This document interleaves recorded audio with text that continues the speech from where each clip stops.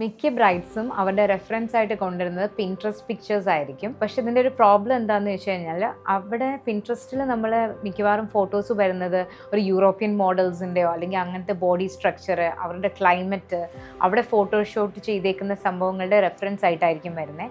പക്ഷെ അത് reality hit ചെയ്യുമ്പോൾ ആ ഡിസൈൻ തന്നെ നമ്മുടെ ബോഡി ടൈപ്പിലേക്ക് അത് സ്യൂട്ട് ആവുന്നുണ്ടോ എന്നുള്ളതാണ് ഇവിടെ ഏറ്റവും വലിയൊരു പ്രോബ്ലം ആയിട്ട് വരുന്നത്. ഞാൻ എപ്പോഴും ഈ പിൻട്രസ്റ്റ് റെഫറൻസസുമായിട്ട് വരുന്ന ബ്രൈഡ്സിനോട് പറയുന്ന ഒരു കാര്യം, നിങ്ങൾക്ക് റെഫറൻസസ് എടുക്കേണ്ടെന്നല്ല, അത് മൾട്ടിപ്പിൾ റെഫറൻസസ് നിങ്ങൾ എടുക്കുന്നതായിരിക്കും കുറച്ചും കൂടി നിങ്ങളെ ഹെൽപ്പ് ചെയ്യുന്നത്. അതായത് ഒരേ ലുക്ക് തന്നെ ഒരേ ഫോട്ടോ പോലെ തന്നെ വേണമെന്ന് പറയുമ്പോൾ അത് റിയലിസ്റ്റിക് ആക്കാനായിട്ട് ഇച്ചിരി പാടായിരിക്കും.